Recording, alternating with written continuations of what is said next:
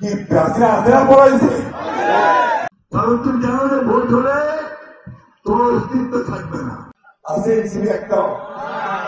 এই এলাকায় একটা এনসিপি আছে? একটাও।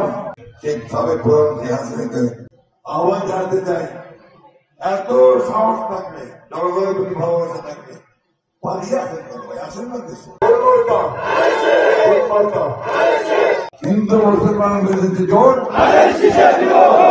এই গাড়ি ঘোড়া যারা এইভাবে পোড়াবে, তারা দেশের সম্পদ নষ্ট করবে, আর যে দিল্লিতে আরামে বসে থাকবে তাকে কি আমরা এই দেশের আসতে দিব?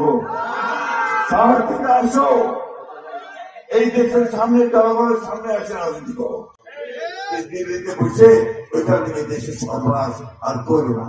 ঠিকভাবে প্রধানমন্ত্রী হাসিনাকে আহ্বান জানাতে চাই, এত সাহস থাকলে, জনগণের প্রতি ভালোবাসা থাকলে পালিয়ে আসেন কেন ভাই? আসেন না দেশে। আমরা উদ্যোগ করছি আপনাদের খালেন কিছুদিন। আমাদের কি দেশের জীবন খালি দিয়া জেলে ছিল 6 বছর, তাই না? আপনি আসেন 6-7 বছর 8 বছর জেল খাটেন, তারপরে না আপনি কথা বলবেন।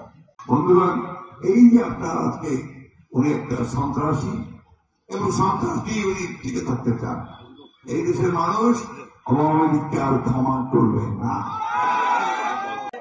আওয়ামী লীগ এই দেশের মানুষকে হত্যা করেছে, নির্মমভাবে নির্যাতন দিয়ে নির্ভর করেছে, মামলা মিথ্যা মামলা দিয়ে কষ্ট দিয়েছে।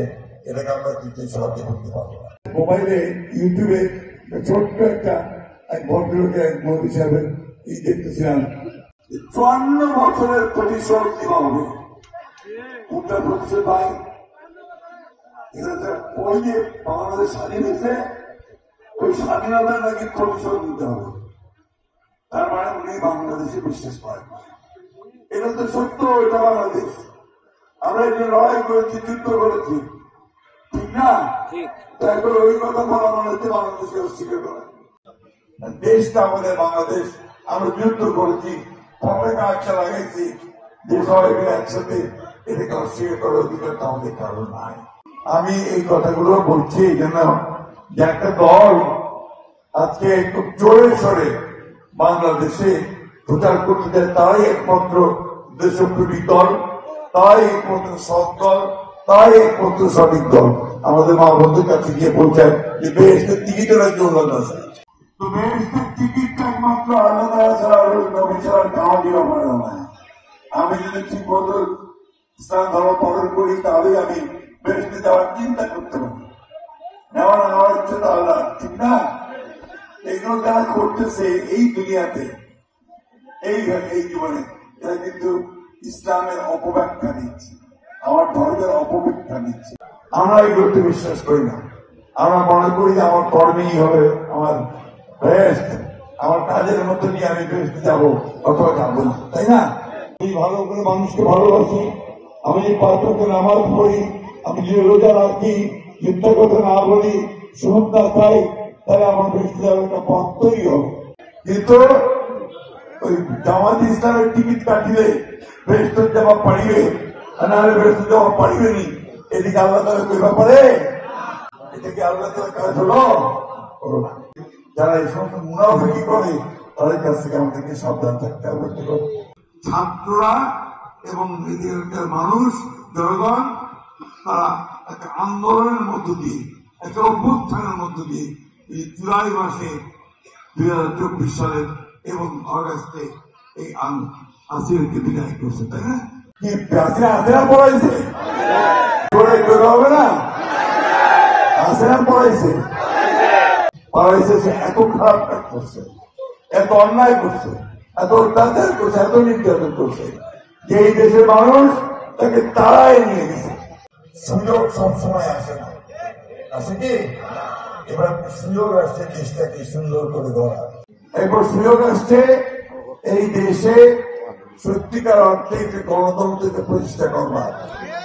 সুযোগ আসছে আমার ভালো স্কুল তৈরি করবার, ভালো কলেজ তৈরি করবার, ভালো বিশ্ববিদ্যালয় তৈরি করবার। ওই শারীরিক শিক্ষক আর সঙ্গীত শিক্ষার প্রয়োজন ছিল, তাই না? ওরে গিয়ে এই সরকারটা হঠাৎ বাদ দিয়ে দিচ্ছে। কেন বাদ দিতে আমি জানো না, আমার কাছে মনে হচ্ছে ঠিক হয় না। এখানে শারীরিক শিক্ষাটা খুব দরকার বাচ্চাদেরকে সুস্থ করে গড়ে তোলার জন্য, আর সেই সঙ্গে সঙ্গীত শিক্ষার্থী সে গান শিখতে তো অসুবিধা কোথায়? অসুবিধা তো নাই, বাংলাদেশ একটা ভালো দেশ, একটা শিখতে পারে। আমরা এই সরকারকে খুব পরিষ্কার করে বলে দিতে চাই যে দীর্ঘ 9 মাস আপনি যে সংস্কারের নাম করে সব রাজনৈতিক দলগুলোর কথাবার্তা বললেন এবং একটা একমত হলেন অনেকগুলো বিষয়ে, সেই একমত হওয়া বিষয়ের বাইরে আপনি কোনো কিছু যদি গায়েব চলে এই দেশের মানুষকে চাপাই দিতে চান, তার সব দায় দায়িত্ব আপনার সে মানুষটা গ্রহণ করবে না। আমার পিয়ার চাপাই দিয়ে মাথায় পিয়ার বুঝেন, বলেন না বুঝেন নাকি? পিয়ার মহর বুঝেন, আমরাও বুঝি না ভাই। আমি চেষ্টা করে জানছি পিয়ার হচ্ছে প্রপোর্শনাল রিপ্রেজেন্টেশন, ইংরেজি। বাংলা হচ্ছে আনুপাতিক প্রতিনিধিত্ব।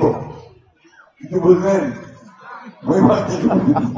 সত্যি কথা বলছি, আমরা এটার সঙ্গে সম্পর্কিত নই, এটা আমরা চিনি না। আমরা দীর্ঘকাল 100 বছর ধরে ভোট দিয়ে আসতেছি, পরে এমপি ক্যান্ডিডেট একজন দাঁড়াবে, তাকে তার মার্কা দিকে ভোট দিব, তাই না? এটা তো হয়ে আসছে। কাউ দাঁড়িপাল্লা, কাউ নৌটাক তো নৌটাক, কাউ ধানের শীষ, তাই না? যাকে পছন্দ হবে তাকে ভোট দিব। ইমরান কথা না, ওইটা হবে না। আমরা দলকে ভোট দিব এবং সেই দল ঠিক করবে কি এমপি হবে কি এমপি হবে না। ধরেন আপনার সরকার মোট 100টা আসন আছে, 100টা আসনের মধ্যে এখন জামাতে ইসলাম পাইল 30%, বিএনপি পাইল 40% ভোট, সব ভোট দিলেন।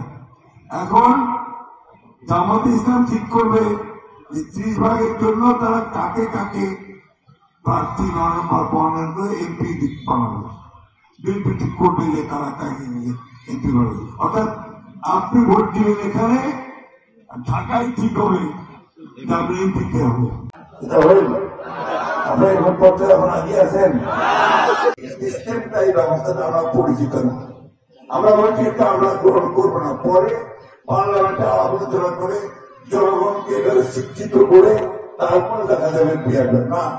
জামাত ইসলাম বলতেছে ওটাই করি হবে, ওটা না করলে নাকি ভোট হবে না। ভাই ভোটকে এত ভয় করছো কেন? কারণ তুমি জানো যে ভোট হলে তোমার অস্তিত্ব থাকবে না। এই কারণে তুমি ভোটকে এত ভয় পাও, নির্বাচনকে এত ভয় পাও।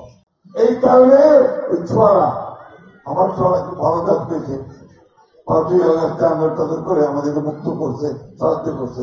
যেমন উমরাও দল করছে জানেন তো, এনসিপি নাম শুনেছেন তো? ওই পুরো এনসিপি আছে, এনসিপি একটাও এই এলাকায় একটা এনসিপি আছে, একটাও ওরা ভোটই পাবে না। ওই জন্য ওরা ওই ওনার সাথে শুনে রাখতে না, পেয়ারা করতে হবে, সনদ করতে হবে। এগুলো হচ্ছে মানে শুধু বিভ্রান্ত করা, ভোট পিছানো এবং আগের ব্যবস্থায় ফিরে যাওয়া। বন্ধুরা, আমরা পরিষ্কার করে বলতে চাই, আমরা যেগুলো আমরা একমত হয়েছি, বিএনপি শুধু সেগুলোর পক্ষেই থাকবে, অন্য কোনো কিছু বিএনপি দায় নেবে না, দায় সরকারকে নিতে হবে।